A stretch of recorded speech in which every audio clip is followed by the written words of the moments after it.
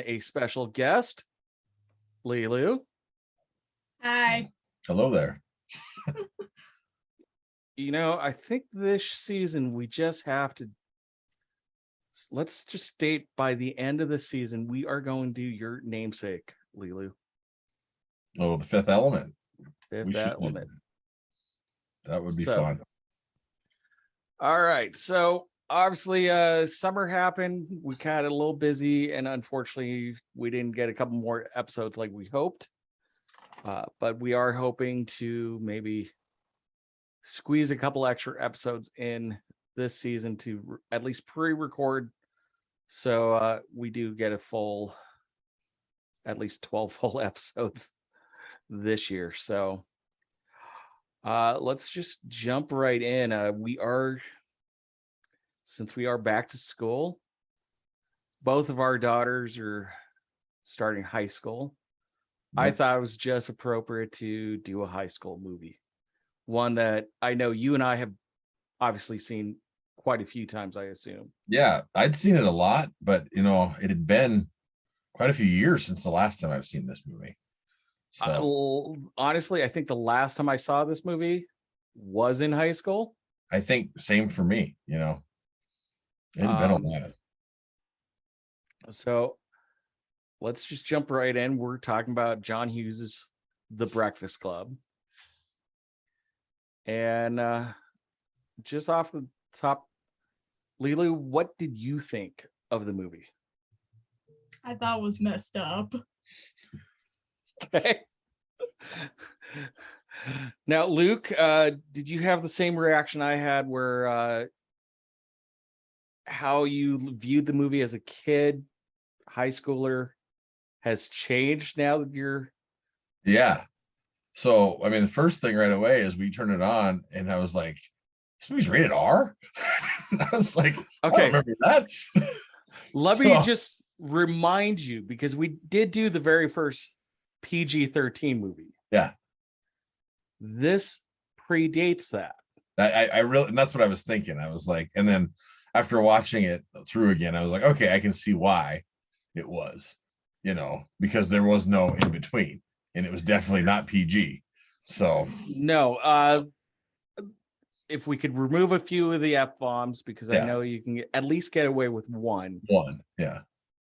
But as mostly I know as a kid I used to rate movies as there's light R's and hard R's. Yeah, this would be This is definitely a light R. Yeah, but I mean, like, I used to think this was a pretty cool movie, and I got done watching it today, and I was kind of like, it wasn't as good as I remember. I was like, and then there were scenes I'm like, I can't believe they're doing that. Well,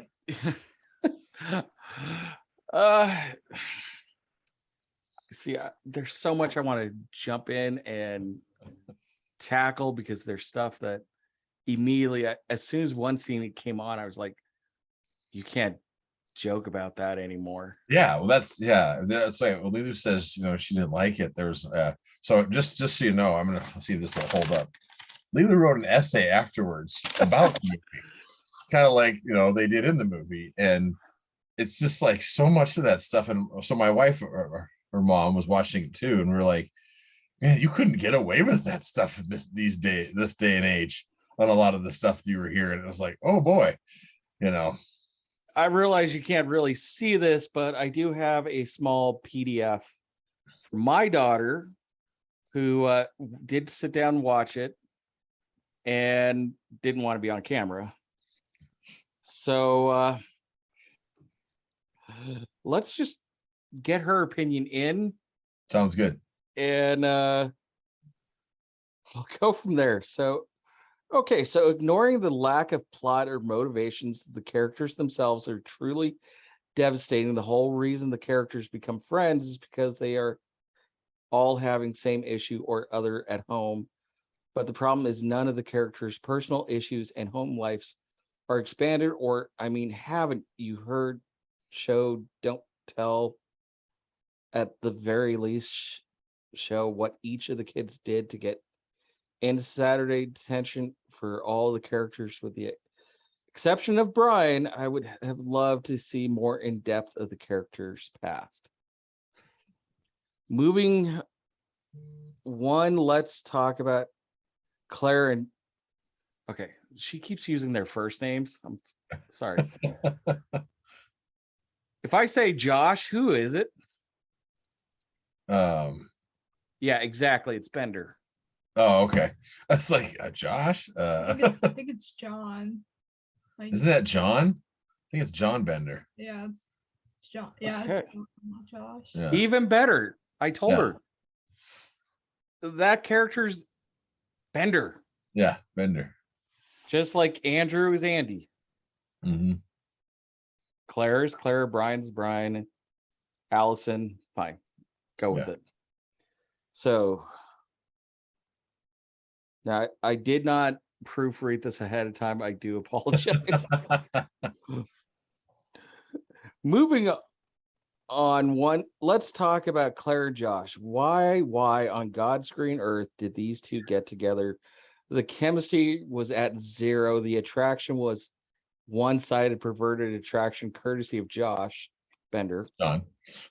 Yeah, a much better way for two to have gotten together would have been to have them having this heart-to-heart after Bender let slip about his home life, instead of this literally hooking up after you made me cry. Well, she's trying to get back at her parents, Yeah. Dating the okay. bad boy. Piss off daddy BMW. So her final thoughts, just because she wrote about each character. Bender needs to be less pervy and otherwise keep doing what you're doing. Claire, I hate you and you're not better than anyone just because you can properly paint your nails. Brian, I love you, man. Keep up the good work and don't let the others use you. It's not friendship, it's manipulation. Andrew, it's not that you can't think for yourself, it's that you're stuck in the harmful mindset. Also, break up with Allison. She's literally insane. Allison, yep, you got it, girl. So, ladies and gentlemen, that was my daughter's overall opinion of the Breakfast Club. So, Lilu, do you agree with any of those points? Yes. Which ones? So what did you think of each character? well, I kind of I agreed on Andy, and I think I kind of agree on Claire too. But I'm not sure. Well, at first I thought during the movie that not John, but like Claire and Andy were gonna get together because they've been friends. If you think about it. Well, they're kind of in that same. They're in the same orbit. Circle, yeah, if you will. Yeah. I forgot how much Allison steals all the time. Like I was watching, I was like, oh, she stole everything. I was like, I forgot about that part. But the other thing that my wife and I were talking about is that is the biggest library I've ever seen. Like 2 stories, statues in it and stuff. I was like, good Lord. Heck, it's even bigger than my library at my high school. Yeah. And Lila goes to the you're in South Dakota, but it's the biggest high school in South Dakota. But I have the smallest library. Oh, it's still a good sized library, but it's nothing like that in the movie. I know. I mean, not as big as the movie. Now that I'm back in Missoula, I can safely say that we do have a world-class public library now. Oh yeah. It just recently won some kind of award for excellence. I couldn't tell you much more than that. I will say it's definitely not the same library that Luke and I had when we were younger. Yeah, I've heard it's pretty outstanding though. Yeah. So Pretty cool. So tragically, this was the last John Hughes movie using Molly Ringwald and Anthony Michael Hall together, at least. Oh, together. Okay. I always get the order of all of them mixed up because they all came out, in that Well, we were still young. I mean, we were young when they all came out, and then we watched them later, figuring out the order of all of my. I always forget. Well, just like old times, I do have some alternative casting that we almost had. Cool. I was kind of hoping we'd talk a little bit about that because I was just wondering if there, if there was anybody like, instead of Emilio, maybe Charlie Sheen was supposed to be. No, remember Emilio's the older one. That's right. Oh, that's right. Okay. So Carlos had his first one. I think it was Red Dawn, if I recall correctly. Yeah, I think you're right. I think it was Red He Dawn. got that, and then he did the Wraith. So we'll go through some of these. I don't want to go through every single one, obviously, just because some aren't as interesting as others. But let's jump right to the scene that I think is a big red flag they couldn't get away with today. Okay.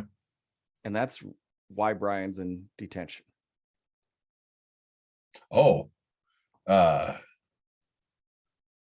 Now, even the way it's described in the movie, with the flare gun. yeah, but Yeah. that's not how he originally said it. No, He it brought isn't. a gun to school, Yeah. and right there, boom! I was like, I totally forgot about this scene.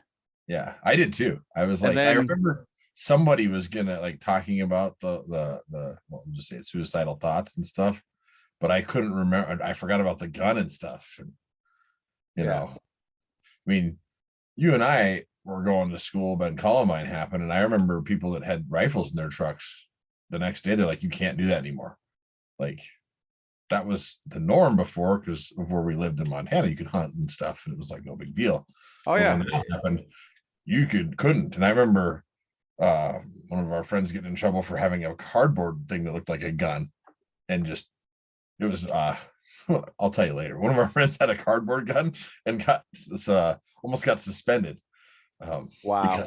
So yeah, Oops. just the shape of it. I mean, so yeah, that's like, I mean, nowadays it's so Nowadays, kids can get in trouble for holding a stick gun. yeah, exactly. Well, heck, one time wasn't it Stevens? Oh, yeah. It got shut down because someone thought that they had this like water gun. Yeah, we had and just they about thought it was like an actual weapon. Like, what the yeah, heck? about a month ago at Stevens High School, the other high school in Rapid City, kid had a water gun, and the whole school went into lockdown. He took off through the water gun. The cops chased him and had to make sure it wasn't a real gun. And yeah, It was crazy. so times have changed.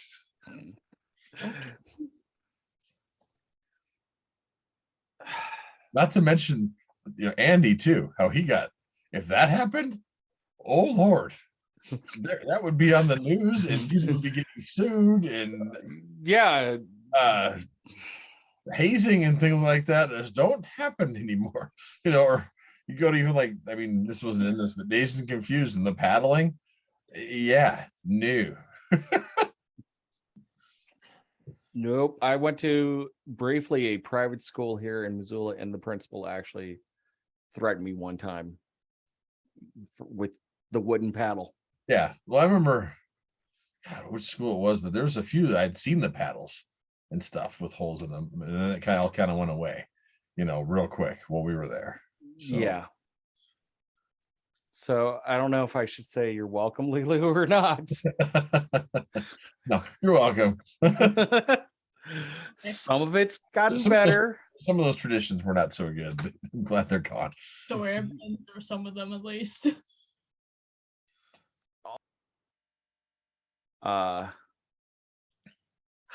Oh, here's a cool behind the scenes story. John Kapelos, who I believe was one of the behind the scenes guys, cameraman, I don't know, Sure.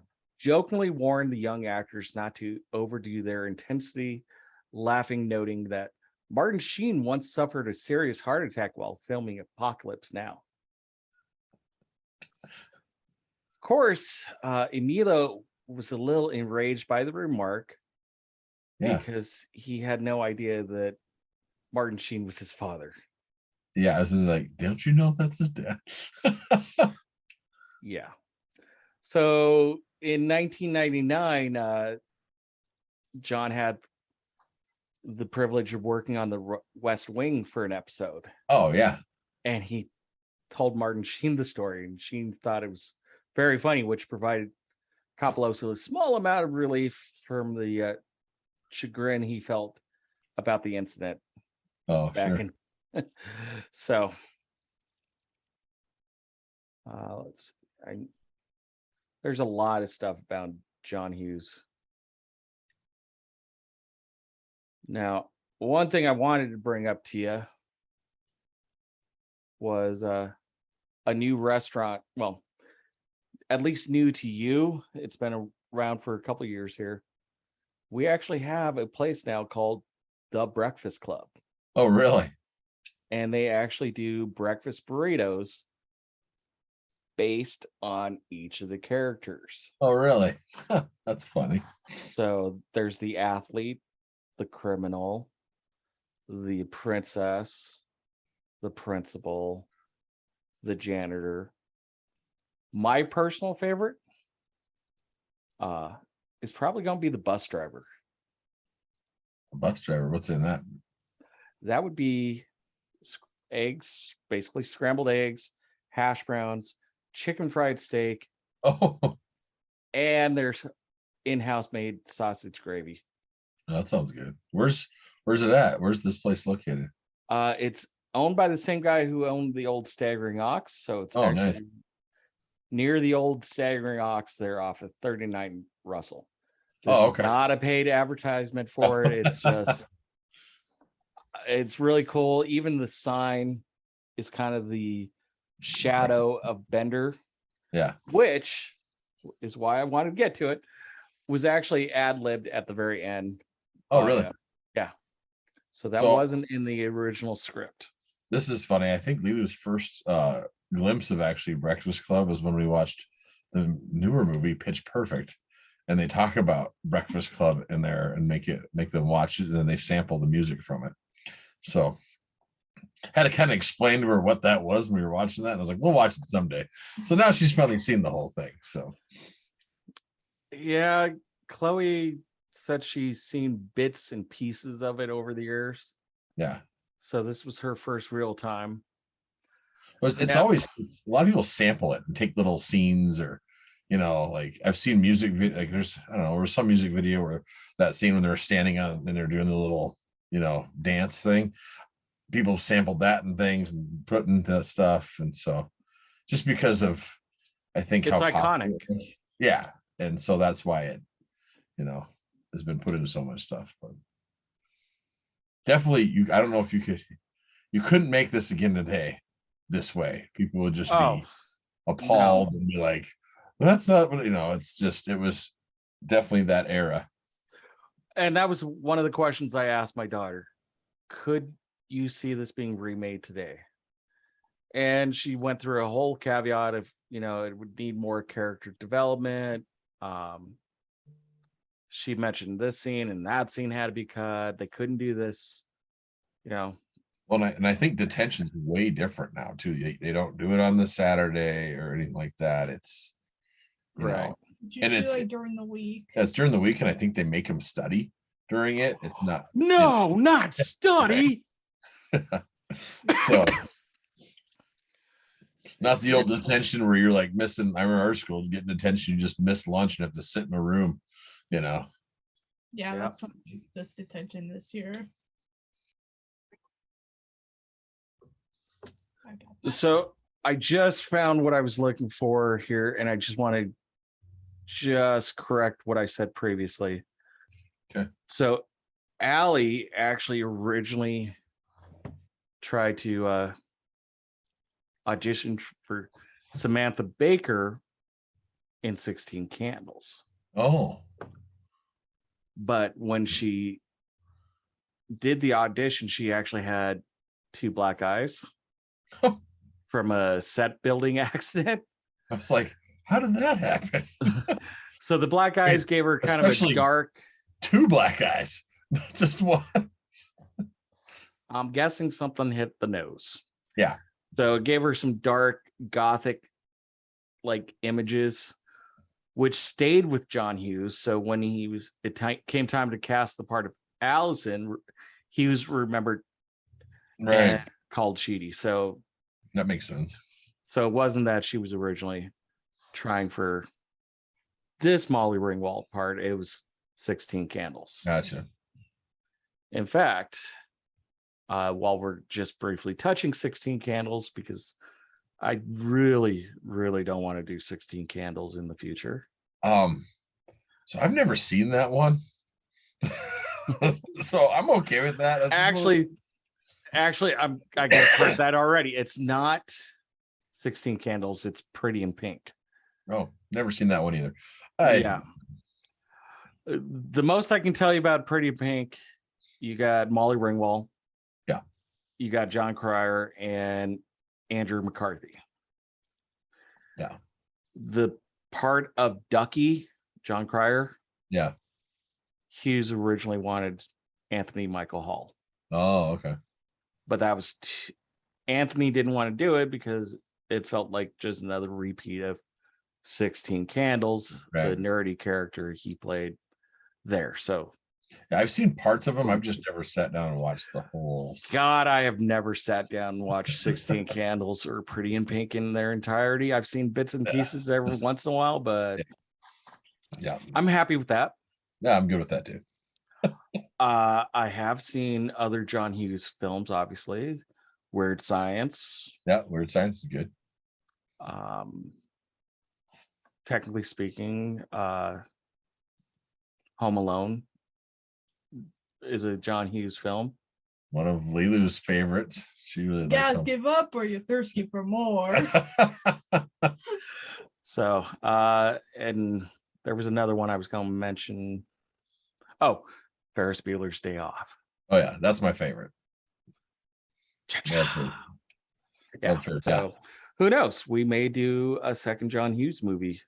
Well, speaking of like Ferris Bueller's Day Off, I've noticed that I've seen kids around town wearing the Save Ferris shirts, and I'm like, have you actually seen that movie, or is it just retro now, or what the heck? I'm going with the retro thing because honestly, I can't believe they've. Usually I've seen gentlemen of our age bracket wearing them, and I'm like, I love the shirt. Yeah, exactly. Then it's okay, but when it's a teenager, I'm like, did your parents make you watch that, or is it like at Hot Topic now, and that's the hip thing, that's some retro deal or something? I don't know. It's Lulu said you think it's a Hot Topic. There you go. Well, you'd know. So yeah.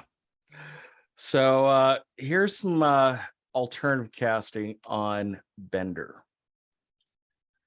So here, these are a couple really amazing names for Bender. Nicolas Cage. Oh wow. Really? Nicolas Cage was originally considered for the role of Bender. However, production couldn't afford his salary at the time. I could see him pulling it off. Because that was right about when he did like Raising Arizona, I think. Right in that time frame. Yeah. He had that same kind of hair and stuff. Wasn't Nicolas Cage in National Treasure? Yeah, that's the same guy. But this is a long time before that movie. So yeah, this would be early 80s. Weird comic Nick Cage. Yeah. Before he went serious Cage. Yeah. Now, so the original cast person, but never made it to filming, was John Cusack. Oh, really? I guess that doesn't surprise me. But John Hughes decided to replace him with Judd Nelson before shooting began. Yeah. Which is funny because they kind of butted heads. It sounded like some of the other notes I found behind the scenes. Huh. So I do want to throw this out just because I always thought they were connected. Emilio Estevez, Judd Nelson, and Ali Sheedy immediately after playing high school students in this film went into portraying college graduates. Do you know in what movie? I'm blanking. Okay. Totally drawing a blank right now. It's a 1985 film called St. Elmo's Fire. Oh, St. Elmo's Fire. Yeah, okay. Been a long time since I've seen that one. Probably like 20 to 25 years at least. Stop making me feel old. I know. Sorry. Well, it was because of John Hughes' recommendation that the three kind of got in that role. Sure. So,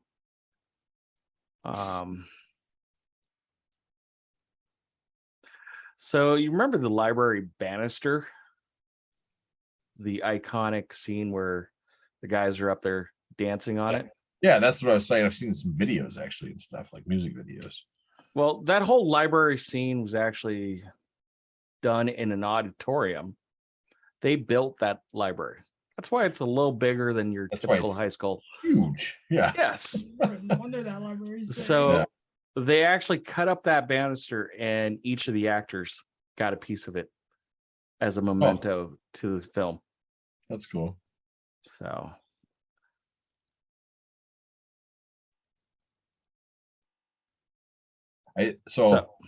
one thing I think is cool, because this movie was so, and like, I mean, the John Hughes movies, like there's movies later on where Molly Ringwald's making fun of herself, like some of those. Oh, not another teen movie. Yeah, not another teen movie, and then in Van Wilder, McDougal pretty much is the same character, except he's a professor now, almost. It's that same type of character that he plays. The principal in Van Wilder, it's the professor in there that helps keep Van in it, but he's kind of cooler now. But it's just, I was like, it's, for all of us that grew up with the Breakfast Club, you see him in there and you're like, oh yeah, hey, there he's mess with the bowl, get the horns. But I just thought it's funny how later on movies sampled from that just because they knew it would, click with people, our age group and stuff. And well, all of those, you can't even call them true parody movies, but they kind of were in that same almost Mel Brooks like genre parody. Yeah. Scary Movie. Yeah. Not Another Teen Movie. Yeah. These are the Spartans. Yeah. Yeah, they just had take the most iconic scene from all these movies, like you said, that we grew up on and love. Yeah. And they just little spin. Yeah. Add a little extra comedy beat. I liked them. Oh, me too.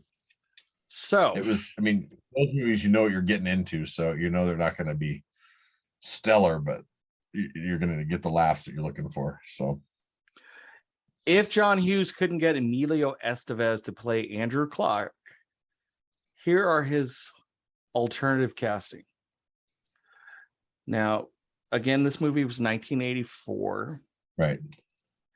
I will give you this hint that at least one of these actors did star in another movie with Emilio just a couple of years earlier. So is it Tom Cruise? He is one of them, yes. Okay. I mean, it seems like he'd be the right age group in that time. What about Matt Dillon? Nice, but no. There are 1, 2, 3, 4 other 80s. Macho? Too young. Come on. Macho Swayze? was who? Patrick Swayze? No, you already got the one that co-starred with him. Okay. Keanu Reeves? Actually, there is one other one. Sorry. Keanu is an interesting choice, but no. Oh,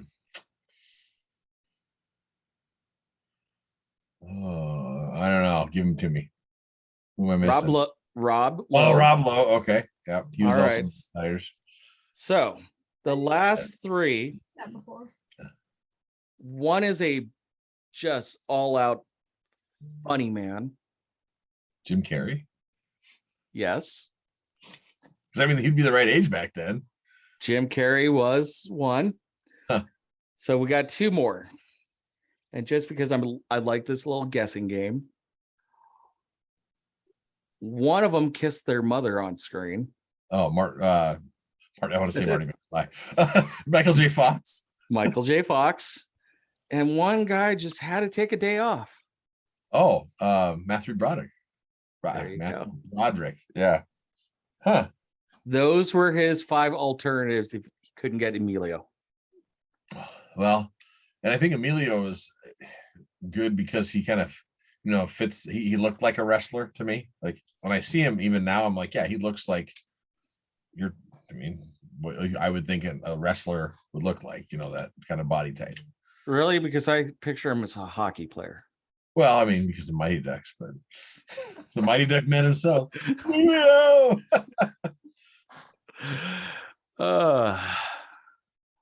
So, when Hughes was writing this movie, the principal is actually based off of his wrestling coach. Oh. And he later actually ran into his coach. And the coach was like, oh, the movie's great, but that principal was a real jerk. Based him off you. That's funny. Yeah, so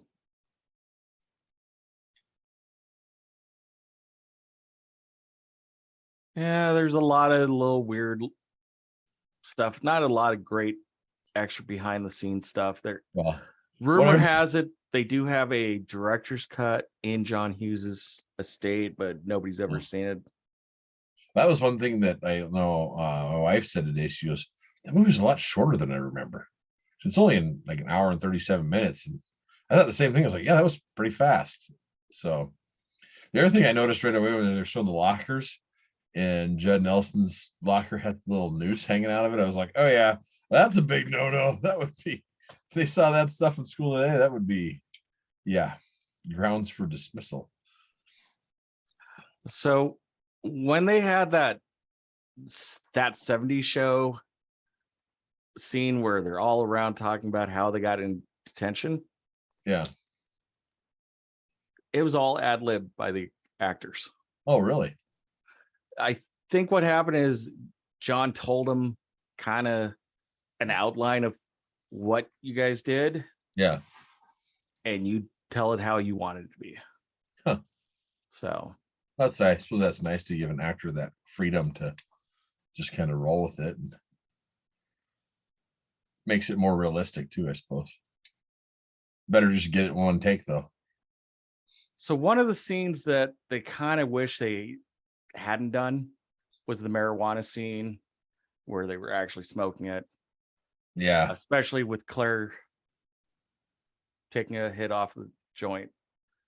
Yeah, that surprised me. Like I forgot that they were smoking marijuana in there. For some reason I was thinking that they were smoking cigarettes or something. And yeah, I just I was surprised about it today. I was like, oh, wow. Well, okay. Bender does at the very beginning. He lights a shoe on fire. Yeah. But yeah, I kind of forgot about that whole scene. And then, Andy going kind of nuts and his little like loose, like, yeah, thing kind of. Actually, you can't even say Footloose because it hasn't happened yet. Oh, yeah. I get him. Yeah, that's right. Footloose hadn't come out yet. Yeah, that was. I do have to. That was one scene they could have pulled out easily. So. Lilu, who plays Ren McCormick in Footloose? Who's the main character in Footloose? Oh, what? As long as you, since I've seen it. She's only seen the old one, so good. Okay, good. Yeah, that's all I'm clarifying. It's a while since I've seen. It's Kevin Bacon, but yeah, she has not seen the remake version. She's only seen the old one. I've only seen the old one. Only reason I bring it up is there's such a Miles Teller renaissance kind of going on with his older movies next to Top Gun Maverick. Oh, sure. Oh, I like that movie. Yeah, we all like Top Gun Maverick. Yeah, earlier was like when it was on Elks Theater, I was like, "Hey, you want to go see Top Gun again?" It's at the cheap theater here in town. It's actually the biggest screen in the South Dakota, and so we're probably gonna go check that out this week again. So Okay, because I'm thinking about just going downstairs and watching it again. Yeah, I know we're gonna buy it too, but there's something about seeing that movie in the theater. You know, True. No, the first time was in theater. No. But the night before it came out on digital, I bought it. I was like, I cannot wait for November. yeah. Well, I pretty much buy everything on digital now because it's so much more convenient to watch it anywhere if you just have it on. Absolutely. So, in fact, I've even bought movies I already own on DVD and Blu-ray back on digital. Just it's like, okay, it's just so much easier. Now I have it forever. So, And again, not a paid advertisement, but that's what I've been doing for the last probably 4 or 5 years Yeah. now. Is Voodoo had a disc to digital.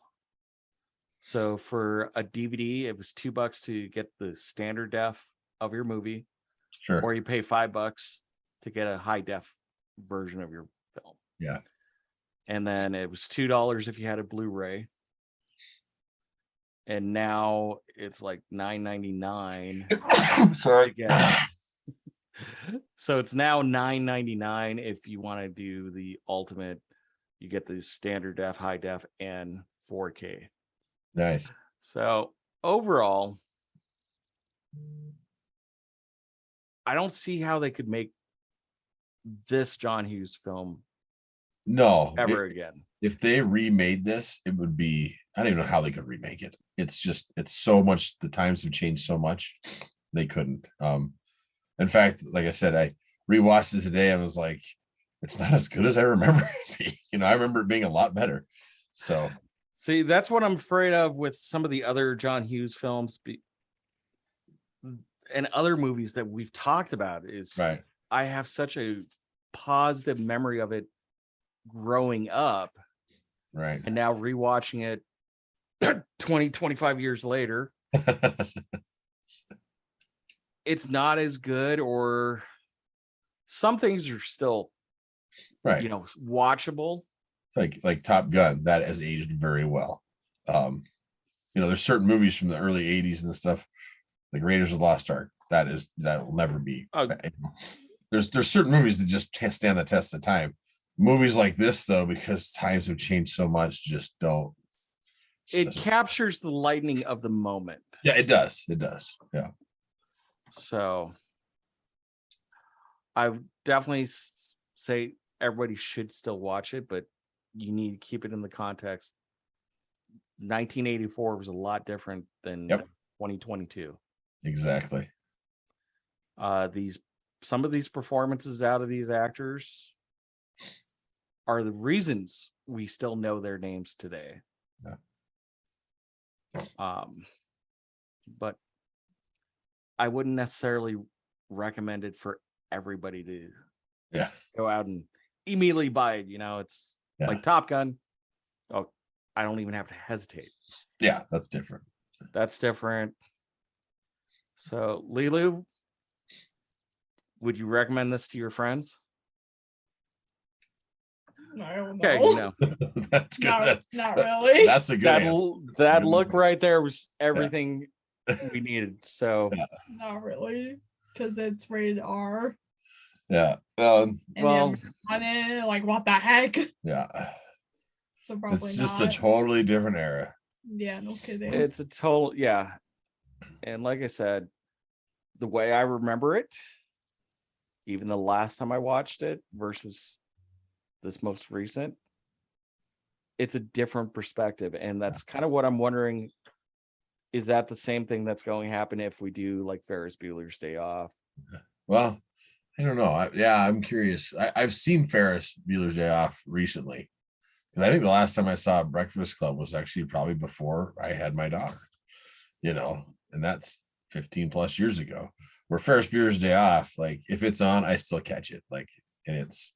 I think Ferris probably holds up a little better, but I think I don't know for sure because I haven't rewatched it since I rebought the digital copy.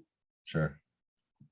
There's just so many iconic moments that I love, but I don't know if the whole movie as a whole holds up like it. Right. Because well, let's face it, it's almost like war games. You know, the idea of a kid being able to hack into NORAD Right. with their home PC was pretty out there for 1985. Right. But in today's point of view, Yeah. Change a few things, update them, and I could totally see that happening, and it's almost scary. Yeah, exactly. In fact, The there was technology is here now to do stuff like that. I don't know if you know this, they did make a sequel, I didn't know that. much like Backdraft 2. It was a direct to Oh, DVD or streaming, or again, so Backdraft 2, not that bad. Backdraft 2, not too bad. I don't know if War Games, I don't even remember what the sequel's secondary tagline is, but they at least updated it.